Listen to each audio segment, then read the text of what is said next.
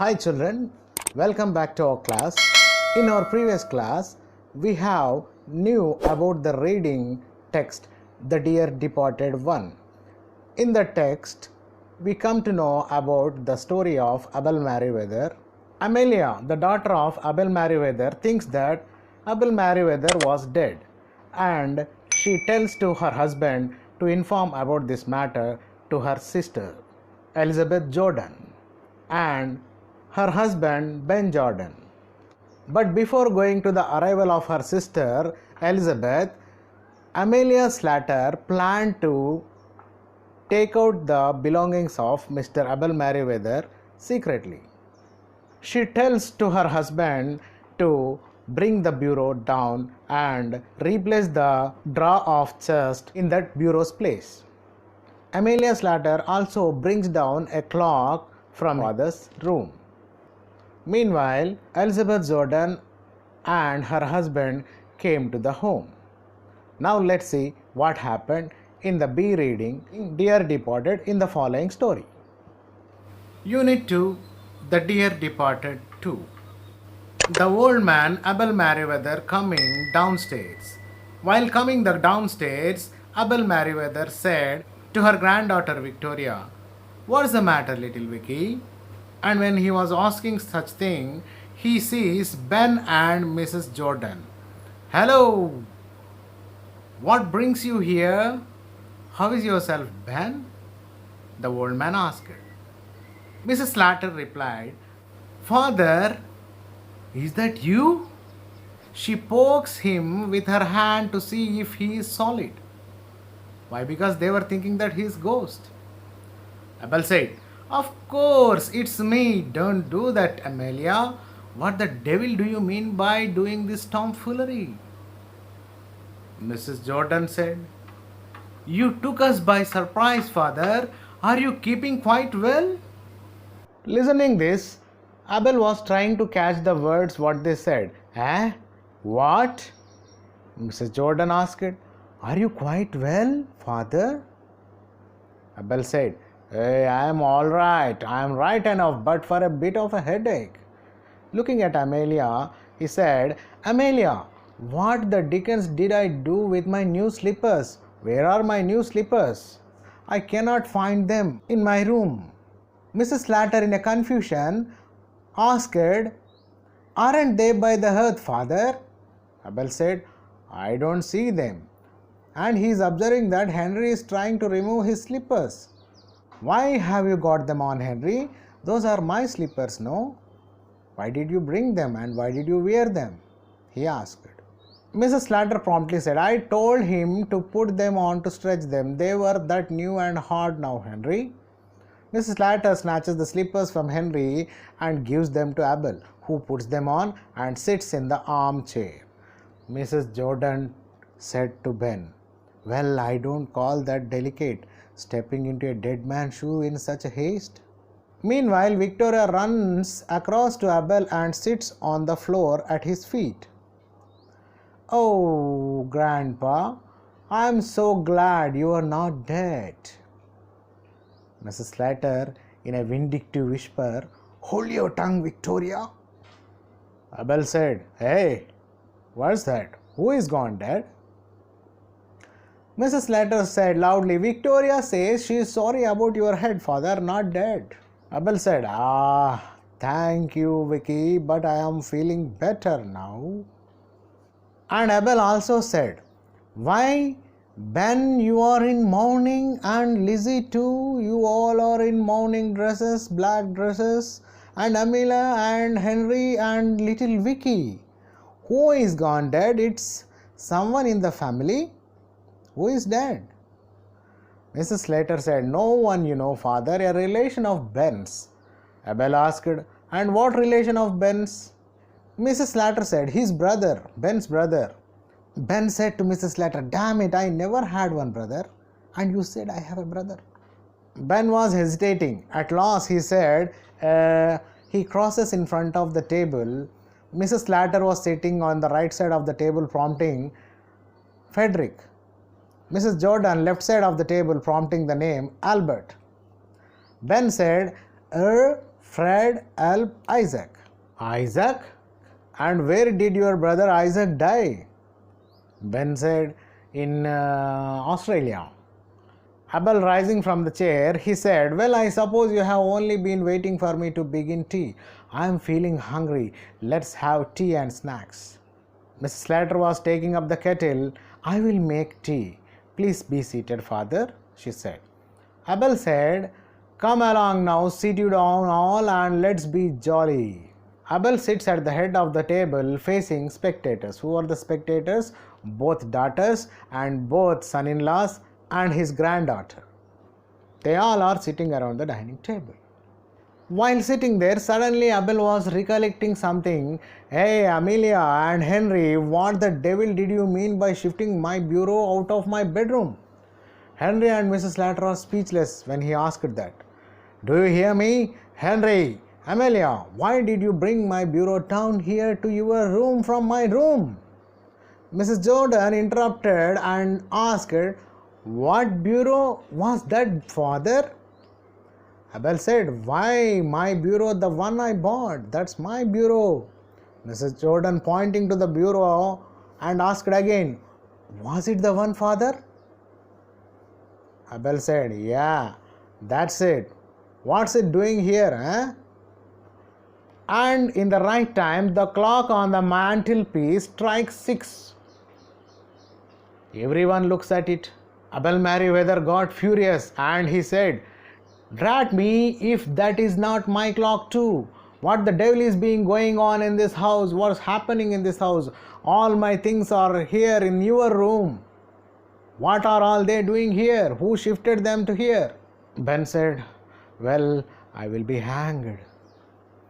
Mrs. Jordan risingly said, I will tell you what's been going on in this house, father. Nothing short of robbery. They are robbing you. They are taking out all your belongings, things that you are dead. Mrs. Slater said, be quiet, Elizabeth, be quiet. Why are you telling all this to father? Mrs. Jordan said, hey, stop it. I will not be quiet. I call it double-faced. You are double-faced woman. Henry said, no, Elizabeth. Jordan said, and you Mr. Henry, you too, you are such a poor creature that you must do every dirty thing she tells you. Whatever your wife tells to you, you will do that. You shifted the bureau and you pinched the clock and you wore the slippers. How shyless you are, Mr. Henry. Mr. Abel, thumping the table, rising and said, damn it all, will someone tell me what's been going on? Mrs. Jordan said, yes, father, yes, I will tell. I will not see you robbed. These fellows are robbing you. Abel said, who is robbing me? Jordan said, Amelia and Henry, they have stolen your clock and bureau. They sneaked into your room like thieves in the night and stole them after you were dead. Henry and Mrs. Slater said, shh, quiet, Elizabeth, don't tell anything to father. Mrs. Jordan said, I will not be stopped. I will tell everything to father. After you were dead, I say, father. I said you just now, after you were dead, they stole everything from your room. That's what I wanted to say and I told you. These people are such sort of people. Abel asked, after who was dead? Mrs. Jordan said, you father, they were thinking that you were dead. Abel said, but I am not dead. Mrs. Jordan said, no father, you are not dead, but they thought you were dead. Abel said, oh, so that's why you are all in black today. You thought I was dead. He chuckles. That was a big mistake. Mrs. Slater sobbingly, father, I'm sorry. Abel said, no need of your sorry to me. It didn't take you long to start dividing my things between you. I will tell you what I am going to do. Since your mother died, I have lived part of time with you, Amelia, and a part of with you, Lizzie. Well, I shall make a new will now, leaving all my bits of things to whoever I am leaving when I die. The things belong to them and the property belong to them. How does that strike you? Now tell me, what is your opinion about this? Go to hell. I will do like this only. Mrs. Jordan said, "You know, father, it's quite time you came to live with us again. I would make you very comfortable. Please come to my home, father," she said. Mrs. Slater interrupted and said, No, he has not been with us as long as he was with you." Mrs. Jordan replied, "I may be wrong, but I don't think father will fancy living on with you after what had happened today. You robbed my father." Abel said, "Hey, keep quiet. It seems to me that neither of you has any cause to feel proud about the way you have treated me." Mrs. Slater was crying and telling, "If I have done anything wrong, I am sure I am sorry for it, father." Mrs. Jordan also said, "And I can't say more than that too, father. Please come to my home." Abel said, "It's a bit late to say it now. Neither of you care to put up with me. So I decided one thing." Mrs. Slater and Mrs. Jordan said, No, father, please be with us. No, father, please be with us." Slater is telling to be with her and Jordan is telling to be with her. Abel said, "Hey, you both say that because of what I have told you about leaving my money. Well, since you don't want me, I will go to someone that does." Ben, his second son-in-law, husband of Jordan, said, "Come, Mr. Merriweather, you have got to live with one of your daughters. Either you have to live with Amelia or either you have to live with Elizabeth. Where will you go? You have to be with one of your daughters, and you are telling that I will go to someone that does. It's meaningless." Abel said, "Well, I will tell you what I have got to do. On Monday next, I have got to do 3 things. Just 3 things. I have got to go to the lawyer and alter my will, and I have got to go to the insurance office and pay my premium, and I have got to go to St. Philip's Church and get married." What are those 3 things?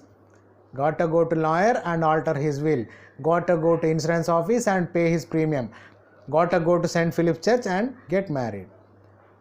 Ben and Henry said, "What?" Mrs. Jordan said, "Get married?" Mrs. Slater said, "He is out of his senses. What he is talking in this old age." Abel replied, "I say I am going to get married." Mrs. Slater asked, Who to? Who to are you going to marry in this age? Who will marry you in this age and who will take care of you in this age?"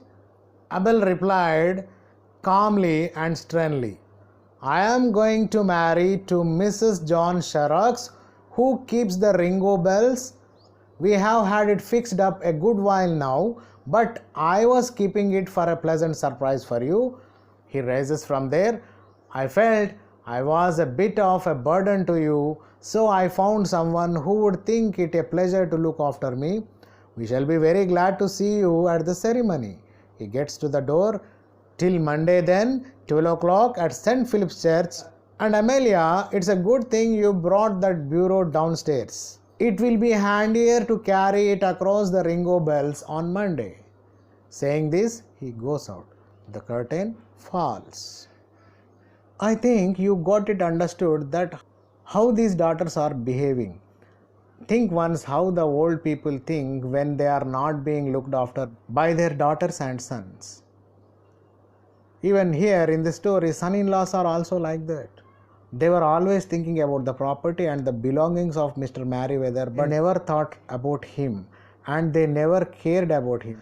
They were thinking about his insurance premium money. They were thinking about his bureau. They were thinking about his mantelpiece wall clock.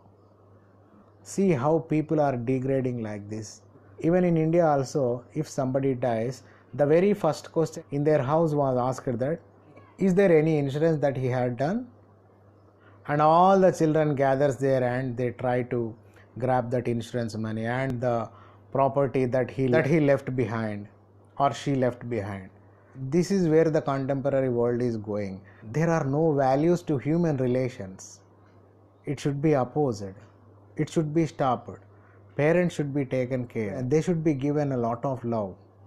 See, the parents, they give us birth, they will make us to grow up, they will provide us education, they will provide everything, including their heart full of love. In return, what are we giving? How can we pay it back to them? Think about this. Okay, let's meet you in our another class. Take care. Bye bye.